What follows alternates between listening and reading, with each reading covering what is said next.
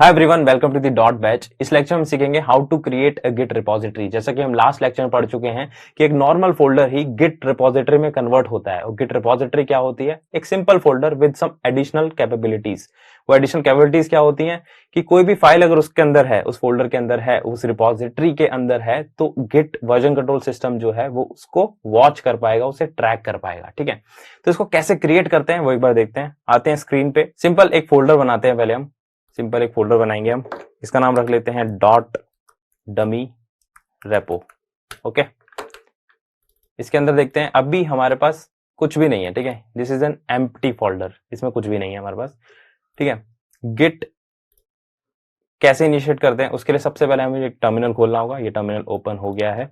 Terminal में अभी मैं किस डायरेक्टरी में हूं वो देखने के लिए मुझे pwd कमांड का यूज करना पड़ता है। ठीक है, ये बताता है अभी मैं किस डायरेक्टरी में हूं। हमने ये फोल्डर कहां पे बनाया है? ये फोल्डर हमने बनाया डेस्कटॉप पे। तो हमें डेस्कटॉप पे मूव करना होगा अपने करंट टर्मिनल को। डेस्कटॉप पे मूव करने के लिए मैं cd कमांड का यूज करता हूं। ठीक है, चेंज डायरेक्टरी इसकी फुल फॉर्म होती है। हम चलते हैं डेस्कटॉप। ठीक है, ये मैं डेस्कटॉप के अंदर आ गया हूं। चेक करने के लिए pwd कमांड फिर से यूज कर सकते हैं हम। ये मैं डेस्कटॉप के अंदर हूं। ठीक है, तो हमें जाना कहां पे? हमें जाना है डॉट डमी रेपो के अंदर, जो हमने न्यूली क्रिएटेड अभी फोल्डर बनाया है, इसको हम रेपो में कन्वर्ट करने वाले हैं। अगर मैं इसके अंदर जाता हूं और ls कमांड का यूज करता हूं। ls क्या करती है? जो भी फोल्डर के अंदर अभी करंट डायरेक्टरीज या फाइल्स हैं उन्हें लिस्ट करता है ऑन टर्मिनल। तो ls करूंगा मैं, तो मुझे यहाँ पे कुछ भी नजर नहीं आएगा। ठीक है, तो अभी एक एम्प्टी फोल्डर है। ठीक है, ये एक रिपोजिटरी नहीं है। इसको वेरीफाई करने के लिए हम क्या कर सकते हैं? कोई भी गिट की कमांड इसमें चला के देख लेते हैं। सबसे फेमस कमांड होती है मेरी गिट स्टेटस। गिट स्टेटस क्या करती है, क्या क्या लिस्ट करती है, ये हम थोड़ी देर में सीखेंगे।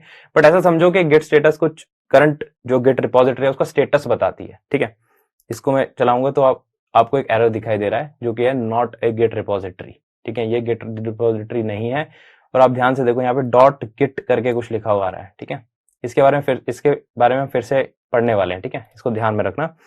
तो गिट इनिट एक कमांड होगी जिसकी मदद से मैं एक नॉर्मल फोल्डर को गिट रिपोजिटरी में कन्वर्ट कर दूंगा। तो गिट इनिट लिखकर मैं एंटर प्रेस करूंगा तो ध्यान से देखो बहुत सारे लोग हमें नजर आ रहा है, जिसमें कि सबसे इंपॉर्टेंट चीज क्या देखने को हमें मिल रही है कि initialise empty Git repository in so and so directory, जो कि मेरी डॉट डमी रेपो डायरेक्टरी है।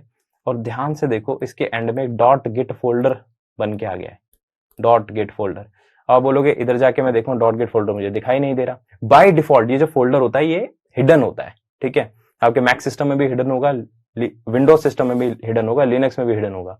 ठीक है, तो अब हम देखते हैं कि मैक ओएस में किस तरीके से मैं एक हिडन फोल्डर को देख सकता हूं। उसके लिए कमांड होती है मेरी कमांड शिफ्ट और पीरियड करेक्टर। ठीक है, ये सिंपल सी कमांड है। तो इसको मैं ओपन करूंगा तो मुझे ये दिखाई दे रहा है कि डॉट गिट नाम से एक फोल्डर बना हुआ है। ठीक है, ये एक हिडन फोल्डर है। और इसको अगर मुझे टर्मिनल पे देखना है उसका भी एक तरीका है। मैं यूज करूंगा ls कमांड का और मैं -al करके ऑप्शन दूंगा, जो कि क्या करेगा, मुझे लिस्ट करके दे देगा कि इसमें क्या क्या पॉइंटर्स हैं। पॉइंटर एज इन क्या क्या फाइल्स के पॉइंटर है। ठीक है, ये बात समझते हैं कमांड कैसे करती है, काफी इंटरेस्टिंग कमांड है। तो हमने कमांड यूज की थी ls-al। ठीक है, तो अब ध्यान से देखो किसी फोल्डर में, किसी भी फोल्डर के अंदर आपका जो डायरेक्टरी स्ट्रक्चर होता है हमें पता है वो कैसे बना होता है। आपका कोई फोल्डर है, ठीक है, इस फोल्डर के अंदर और फोल्डर होते हैं, राइट, और फोल्डर के अंदर और फोल्डर होते हैं। कुछ इस तरीके से कोई भी फाइल सिस्टम बना होता है फोल्डर के अंदर, यानी डायरेक्टरीज के अंदर सब डायरेक्टरी, सब डायरेक्टरीज के अंदर सब डायरेक्टरी। इस तरीके से एक ट्री लाइक स्ट्रक्चर होता है। ठीक है, इन्वर्टेड ट्री बोल सकता हूं मैं इसे रियल लाइफ से रिलेट करूं तो। ठीक है, तो इसी तरीके से जो आप अभी मुझे टर्मिनल पे दिखा था, टर्मिनल पे मुझे दिखा था 3 फाइल्स। फर्स्ट एक dot, second dot dot, third मेरा डॉट गिट। ठीक है, तो जो भी आपकी पेरेंट डायरेक्टरी होगी, पेरेंट डायरेक्टरी हमारे केस में क्या था, डेस्कटॉप। ठीक है, तो डेस्कटॉप के अंदर हमने एक डायरेक्टरी बनाई थी जिसका नाम था डॉट डमी रेपो। ठीक है, तो हमने जो कमांड यूज की है ls-al, वो हमने डॉट डमी रेपो के अंदर यूज की है, राइट।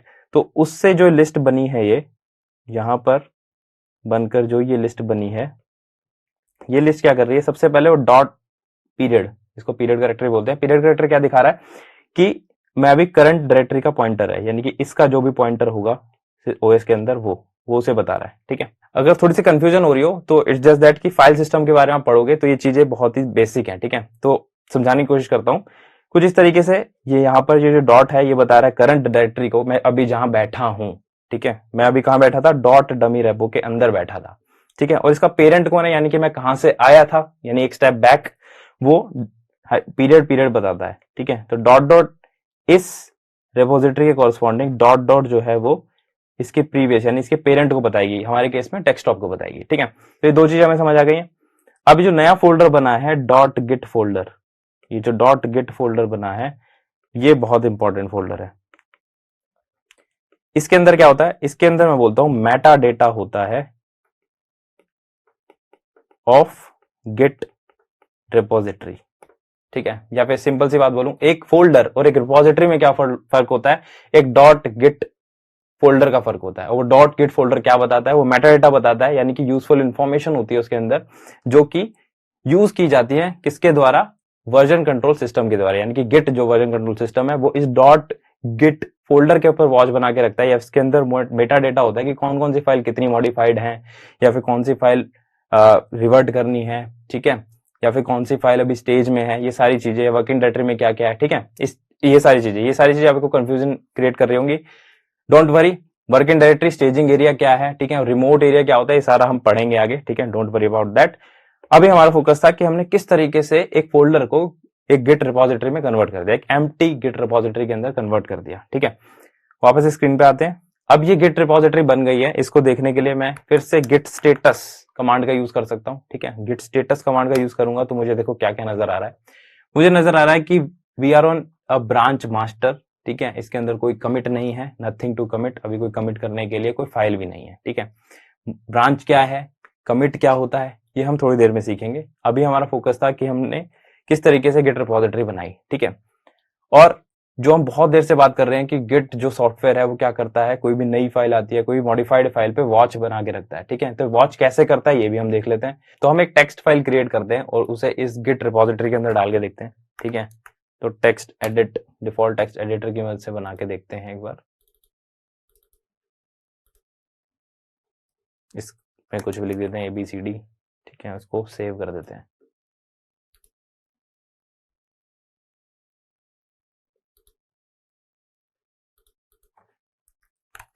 टेस्ट इसका नाम रख देते हैं सिंपली और ये सेव कर देते हैं।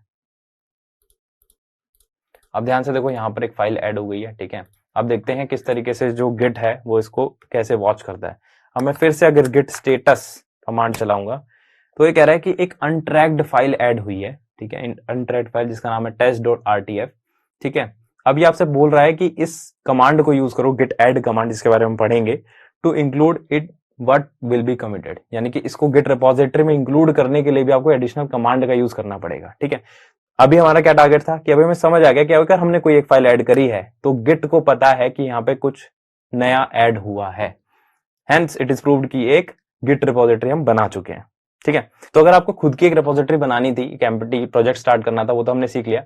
अब देखते हैं किस तरीके से हम गिट हब से किसी और की बनाई हुई रिपोजिटरी को हम क्लोन कर सकते हैं और उसमें अपने चेंजेस करके उसमें कोलैबोरेट कर सकते हैं, ठीक है। चलो एक बार गिटहब खोलते हैं। तो ये गिटहब है जिसमें मेरी प्रोफाइल खुली हुई है और ये एक प्रोजेक्ट है ANN ऑप्टिमाइजेशन BTP, ठीक है।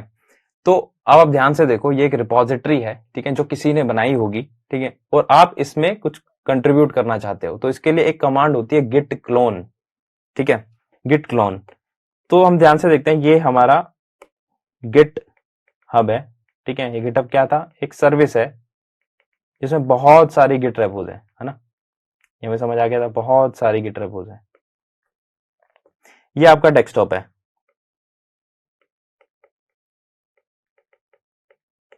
ये आपका लोकल डेस्कटॉप है, आप अपने घर पे बैठे हो। ये रिमोट है, यानी कि ये सर्वर्स पे होगा कहीं।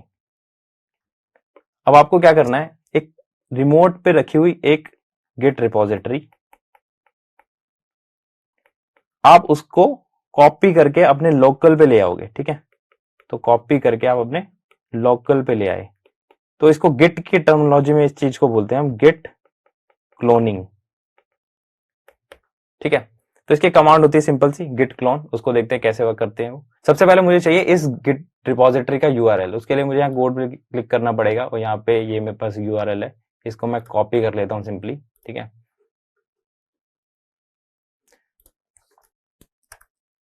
क्लियर करके टर्मिनल को क्लियर कर देते हैं एक बार। और अभी हम डॉट डमी रेपो के अंदर थे बाहर आ जाते हैं, ठीक है, डेस्कटॉप पे आ जाते हैं, ताकि नया फोल्डर बनता हुआ नजर आएगा आपको, नया फोल्डर, नई रिपोजिटरी बनती हुई नजर आएगी। इसके लिए कमांड होती है सिंपली गिट क्लोन। अब आप दोगे जो आपने कॉपी किया था यहां से, ठीक है, इसकी यूआरएल जो रिमोट पे रखी हुई मेरी गिट रिपोजिटरी है उसकी यूआरएल, उसको पेस्ट करूंगा मैं। उसके बाद मैं दूंगा नए फोल्डर का नाम। आप किस फोल्डर, किस नाम से इसको बेसिकली आप इसको इनिशियलाइज करना चाहते हो, कॉपी करना चाहते हो।